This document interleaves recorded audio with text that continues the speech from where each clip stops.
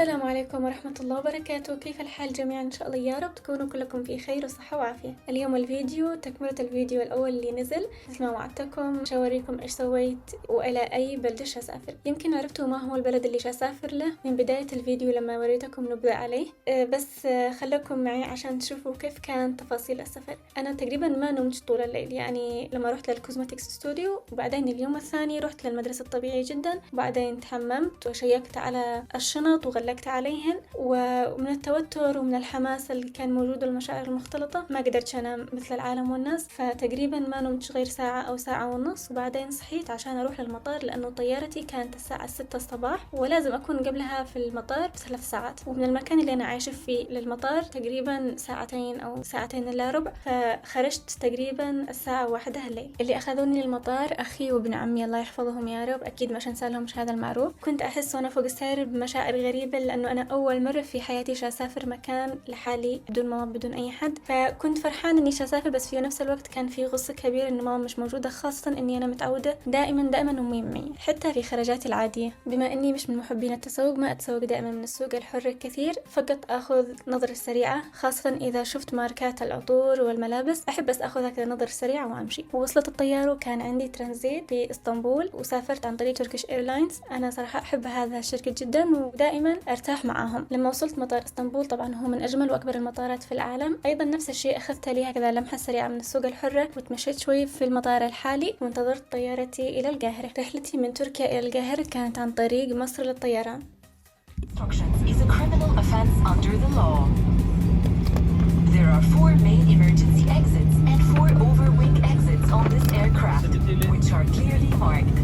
Please keep in mind your nearest emergency exit, which may be behind. في هذا اللحظة كنا وصلنا حدود مصر وكنت بنشوفها من فوق. طبعا ما تتخيلوش كيف كانت المشاعر والحماس، حتى الآن وأنا بنسجلها كذا رجعت لي بعض المشاعر الغريبة. كمية حبي للسفر فظيعة، أحب السفر وأحب مصر أم الدنيا. طبعا كل ما أروح لها أحس بإحساس جميل جدا. وهنا كنت بنشوف القاهرة من فوق، شوفوا ما شاء الله، عجبني كيف التنظيم في المباني، كان المنظر جميل بشكل عام. واللي يعجبني في مصر إنه كل ما أسافر لها أشوف في تقدم فظيع، يعني ما شاء الله سرعة فظيعة في التقدم، وبنفرح صراحة لما أشوف هذا التطور في بلد إسلامي. يعني تقريبا أنا رحت هذا السنة 3 مرات وكل ما أروحها بنشوف تطور أكثر ما شاء الله. وبما إنه شفنا نهر النيل الجميل، يعني دقائق معدودة ونهبط على أرض مصر الحبيبة. في هذه اللحظات كنت في غاية الحماس لأنه أشوف بنت خالتي وأختي من الرضاعة، وأيضا صاحبة الطفولة والبنت اللي عشت معها أحسن أيام حياتي. كان اللقاء جميل جدا ومليان مشاعر. وبعدين رحنا مع بعض، كان عندي موعد دكتور عملته قبل ما أوصل مصر، فرحنا على طول لموعد الدكتور وخلصناه. بعدين قرروا إنه ياخذوني لمول كايرو فيستيفال، من أجمل المولات في مصر، مشهور بنافورته الكبيرة وتصميمها الحالي. واخيرا بعد يوم مليء بالمشاعر المختلطه وصلنا لعند بيت بنت خالتي، وشوفوا ما شاء الله كيف كانت مجهزه كل شيء، يعني كانت مجهزه كل شيء عشان نسهر ونرتاح واكون مبسوطه في بيتهم. ما شاء الله، الله يحفظهم يا رب ويفتح لهم ابواب رزقه. في صباح اليوم الثاني صحينا وافطرنا مع بعض وقررنا ان نروح نزور المتحف المصري الكبير الجديد. طبعا هذا من اهم الاماكن اللي كان نفسي ازورها، لانه اول مرة جيت الى مصر زرت المتحف القديم، ثاني مرة جيت الى مصر كان هذا المتحف لسه تحت الانشاء، اما هذه المرة الحمد لله انه شفته قد كملوا يصلحوه الحمد لله. طبعا من اول ما تدخلوا تشوفوا المنظر الجميل، ما شاء الله الترتيب جمال من خارج، التفاصيل اللي بيهتموا فيها والديكور حاجة جميلة جدا ما شاء الله. طبعا سعر التذاكر يختلف من انه واحد يكون سائح او مواطن.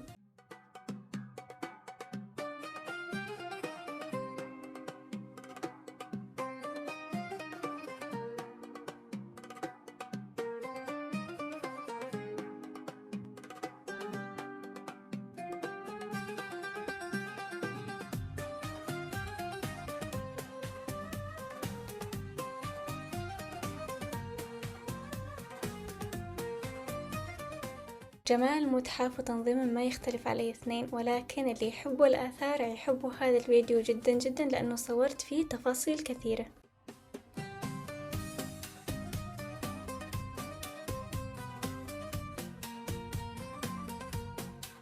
مثل ما قلت لكم كان نفسي أشوف الإهرامات، لكن للأسف الوقت كان ضيق لأنه المتحف كبير وفيه تفاصيل جميلة كثيرة، فتأخرنا شوي فيه وما عاد لحقنا على الإهرامات، فاكتفيت إني أشوف من المتحف لأنه المتحف يطل على الإهرامات على طول. طريقة شرح الحضارة الفرعونية في المتحف عن طريق الشاشات والأضواء أبهرتني جدا وعجبتني، ومش بس تخلي الأطفال يستمتعوا، حتى الكبار يعني بيخلينا ندخل في جو الفراعنة بشكل تلقائي.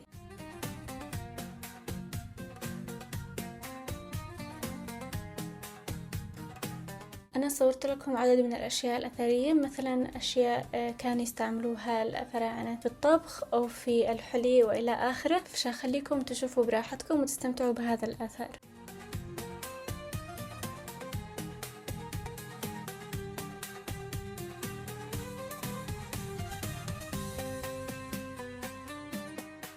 في هذا المتحف أكيد في محلات بيع الأشياء تشبه الآثار أو تدل على الحضارة الفرعونية أو تدل على مصر بشكل عام. في أشياء صراحة جميلة جدا، أكيد الأسعار بتكون عالية مش مثل لما واحد يروح للحسين أو إلى غيره من الأماكن، لكن في أشياء مميزة ممكن ما تلقوهاش في أماكن أخرى، فاللي حابب يشتري هدية لناس من مصر وتكون عليها القيمة فأعتقد أنه هذا هو المكان المناسب.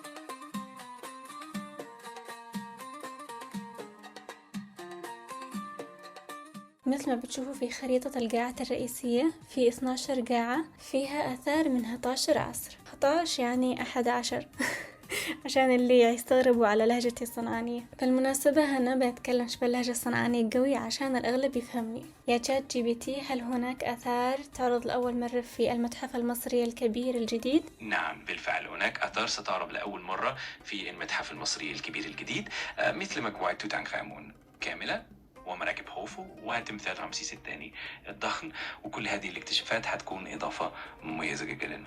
شكرا جزيلا. العفو، تحت أمرك دايما. إذا احتجت أي مساعدة ثانية أنا موجود.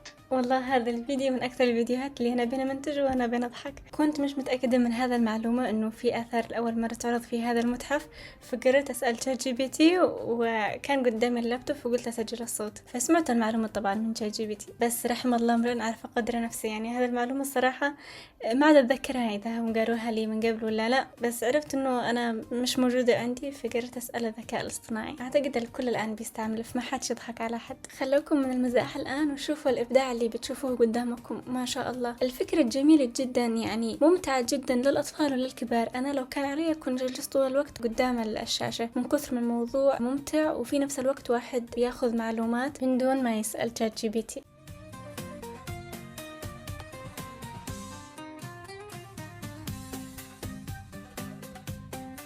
حتى الفرعونيات كانوا يهتمين لمظهرهن وللإكسسوارات اللي كانوا يلبسوهن. طبعا شوفوا ما شاء الله الأحجام كبيرة، يعني هن حلوات ولكل عصر وله موضته، بس أنا أكيد ما شلبسهنش لو قد أنا مجنونة. طبعا في أشياء والله حلوة من صدق، بس في أشياء حجمها مبالغ فيه. ما شاء الله كيف كان يستحمل إنه يلبسنهن. لو لاحظتوا أيضا كيف كان مشط الشعر خشبي، وأيضا الأحذية اللي كانوا يلبسوها.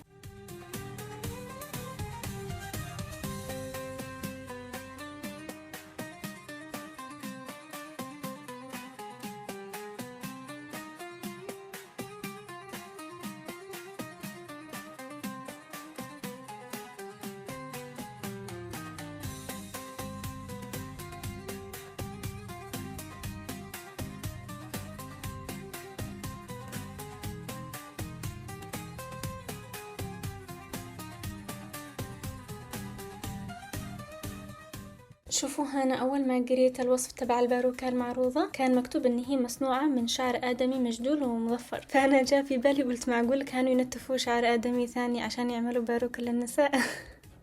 أنا عارفة إنه تفكير غبي جدا يعني، بس أكيد لا، يعني أكيد مش هكذا. قريت إنه مكتوب شعر آدمي عشب الحلفة، طلعت إني حشيشة وتنمو في المغرب والسودان ومصر وغيرها. أما الأشكال اللي على شكل أوعية صغيرة، مثلا إذا كان رجال يحمل برميل خشب أو قردة أو أي شيء، هذا كانوا يدخلوا داخلها أو كانت تحتوي على مواد تجميل أو دهون أو زيوت عطرية، أي حاجة تجميلية. أما القوارير اللي كانت على شكل سيدة حامل تقريبا كانت تستعمل عشان يجمعوا فيها حليب الأم.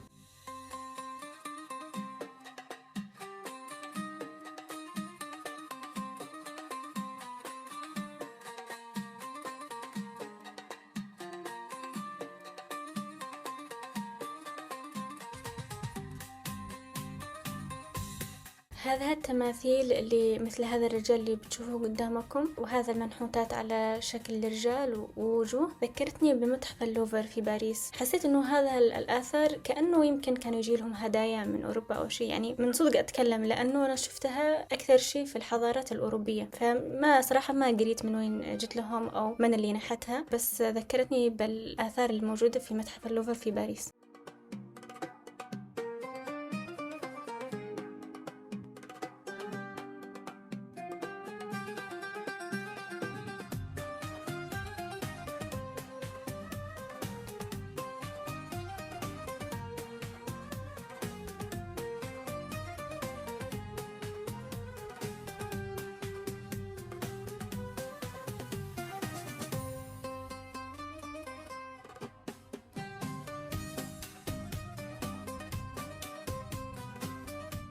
شفنا هذا المومياء التمساح. زمان كانوا في كوم أنبو في مصر القديمة كان في معبد للإله سوبك، استغفر الله العظيم، يعني أكيد هو مش إله، بس هو كان على شكل تمساح. فكانوا لأنهم يقدسوا التماسيح يعتقدوا أنه سوبك هذا يحميهم ويمنحهم القوة، كانوا يربوا تماسيح حقيقية داخل المعبد، ولما تموت يحنطوها ويحولوها الموميا ويقربوها قربان للإله حقهم. وعشان هذا الاعتقاد وجدوا كثير من مومياوات التماسيح الصغيرة.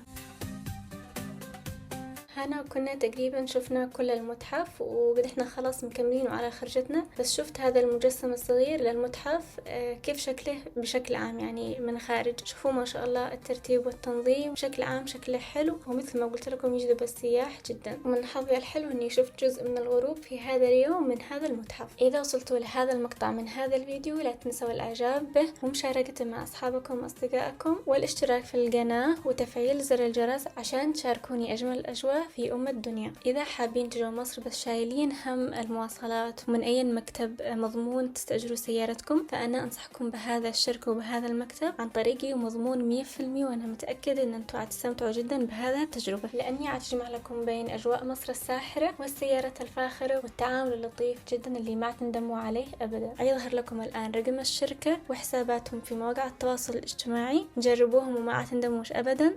والسلام عليكم ورحمة الله وبركاته.